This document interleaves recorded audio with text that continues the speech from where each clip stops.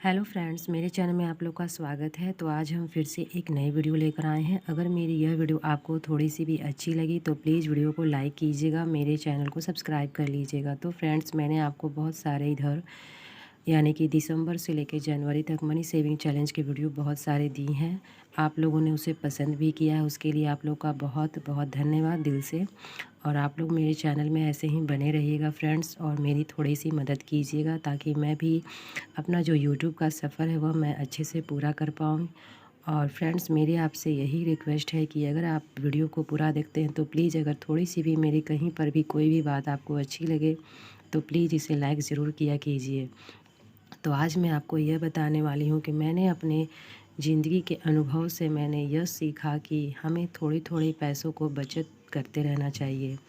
और मैं एक 37 वर्ष की महिला हूँ, और मैंने 30 वर्ष की उम्र में ही बचत की शुरुआत करना सीख लिया था, क्योंकि मुझे पैसों का महत्व उस समय पता चला जब मुझे बहुत पैसों की ज़रूरत हुई। और कोई भी फैमिली में या फिर कोई भी आपके आसपास के लोग जब आपकी मदद नहीं करते हैं तो आपको पैसों का महत्व समझ में आता है। ऐसा नहीं है कि पैसा सब कुछ है, लेकिन हाँ, पैसा बहुत कुछ होता है, क्योंकि हमारी लाइफ में कभी ना कभी ऐसी मुश्किलें आती हैं जहाँ पर हमें पैसों की ज़रूरत पड़ती है और हमें पैसे देने वाला कोई नहीं होता है। तो फ्रेंड्स, मुझे 30 वर्ष की उम्र में ही ये सब एहसास होने लगा था कि जो भी हमारी परिस्थिति होती हैं, हम उन परिस्थितियों से लड़ने के लिए अगर हम तैयार रहेंगे तो हमारे पास पैसे ज़रूर होने चाहिए, कुछ न कुछ। तो ऐसा बिल्कुल भी ना सोचें कि जब आपकी सैलरी कम होती है तो आप बिल्कुल भी बचत नहीं कर सकते हैं। आप उसी में से, जितनी आपकी सैलरी है, आप उसी में से कुछ ना कुछ, चाहे 50-100 जितने भी आप बचा पाएँ उतने ही बचाने की कोशिश करें। क्योंकि बचत एक ऐसी चीज़ है जो आपके आने वाले भविष्य को बेहतर बनाती है, और मैंने इसे बहुत ही अच्छे तरीके से अपनी स्थितियों से सीखा है। क्योंकि मेरे घर में एक हस्बैंड थे जो कमाने वाले हैं, और वह 2 महीने के लिए बीमार पड़ चुके थे। उस समय मुझे पैसों की इतनी ज़रूरत थी, और मैंने उस समय किसी से अगर कुछ माँगने की कोशिश की तो मुझे ना का ही जवाब मिला। क्योंकि आपके घर के खर्चे कोई भी पूरी नहीं कर सकता है। अगर आपके घर के खर्च 10,000 है, 15,000 है, तो कोई भी ऐसे फैमिली नहीं है जो आपके टोटल महीने का खर्च देने में समर्थ हो। वह उसमें कुछ ही पैसे देंगे जितने में आपका गुज़ारा हो सके। तो ऐसी परिस्थितियों से बचने के लिए हमारे पास सेविंग होना बहुत ज़रूरी है, और उस समय मेरी सेविंग इतनी काम आई कि मैंने अपने घर के खर्चों को बहुत ही अच्छे तरीके से चलाया। अपने पति के जो दवाई वगैरह था वो भी मैंने ख़रीद कर दी, और उसके बाद बच्चों की फ़ीस वगैरह वो भी मैंने पूरी की थी।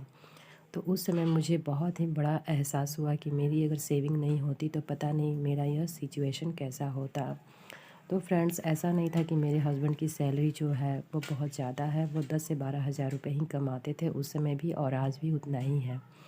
तो उसी में से मैंने 500 हज़ार रुपये मैंने बचाने की कोशिश करती थी, और उसी में से मैंने बचाकर जो भी पैसे रखे थे वही मेरे पैसे बुरे वक्त में काम आए थे। तो मुझे अपने इस मुसीबतों का सामना किस तरह से मैंने किया, वह मैंने सीखा कि पैसे को जब हम अच्छे तरीके से बचाते हैं तो कहीं न कहीं वो पैसे हमारे इतने काम आते हैं कि जो हम सोच भी नहीं सकते हैं। और हमें थोड़ी-थोड़ी सेविंग करते रहना चाहिए ताकि हमें आगे इस तरह का परिस्थितियों का सामना ना करना पड़े।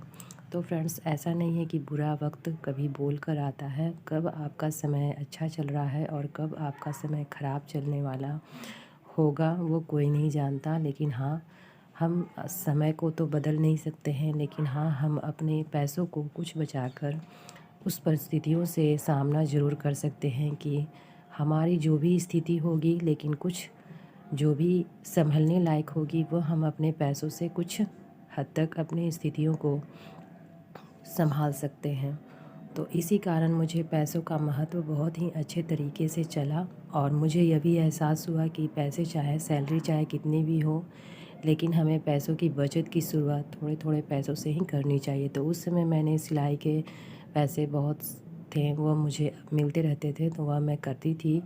तो उससे भी मैंने बहुत कुछ पैसे बचाए थे, और सैलरी में से मैं 1,000-500 रुपये पर मंथ बचा लेती थी। ऐसा नहीं था कि मेरे पैसे जो हैं बस ज़रूरत नहीं थे, क्योंकि 10 से 12 हज़ार में आपके खर्चे नहीं चल सकते हैं इस समय महंगाई के समय के अनुसार।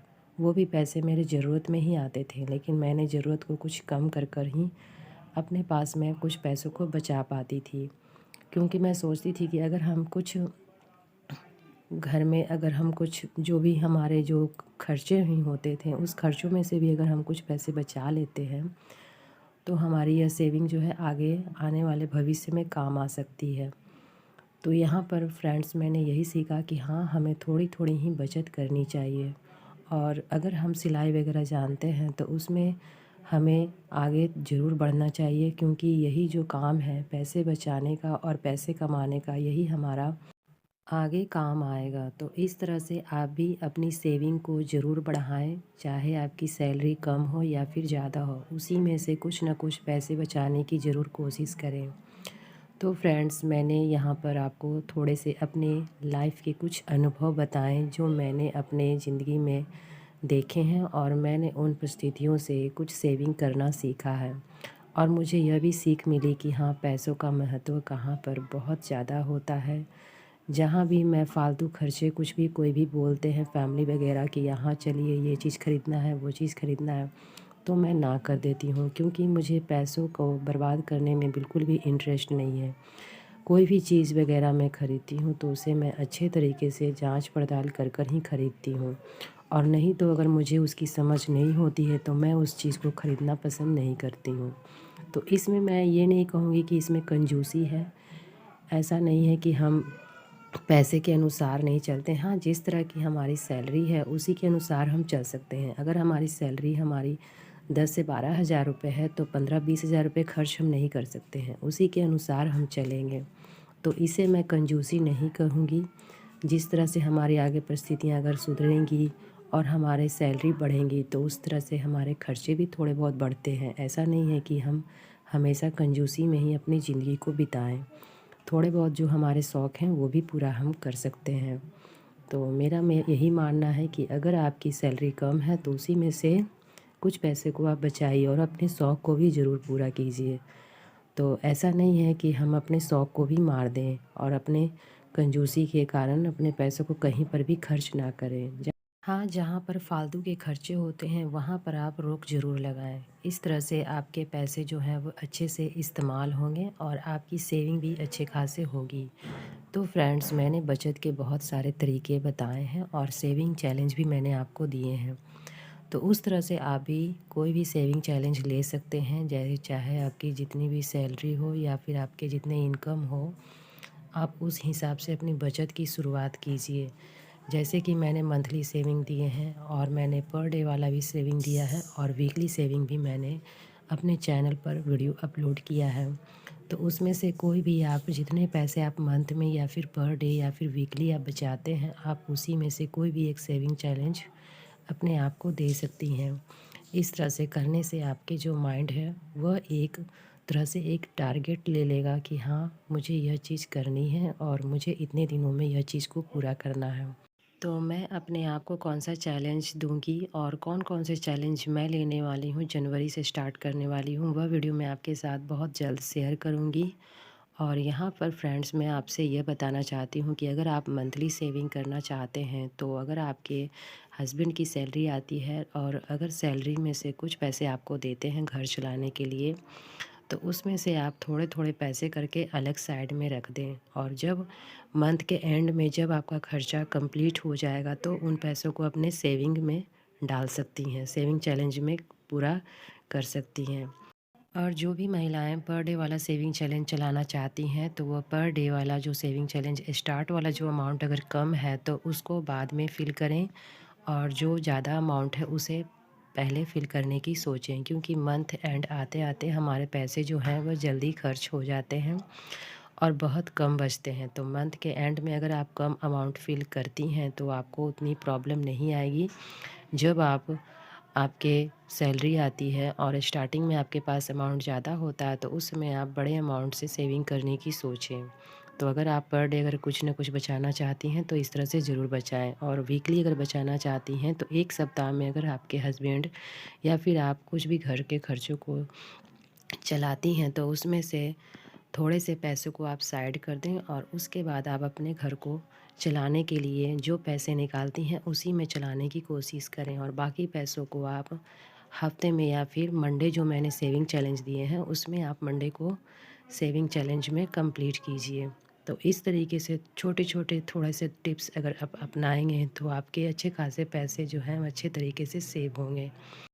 तो फ्रेंड्स, अमाउंट कोई भी हो और कोई सा भी चैलेंज हो, चाहे वो मंथली हो, वीकली हो या फिर पर डे हो, कोई भी चैलेंज आप लें, लेकिन पूरी ईमानदारी से आप अपने पैसों को बचाएं, ताकि आने वाला जो भविष्य है 2025 में आप अच्छे खासे पैसे बचा सकें।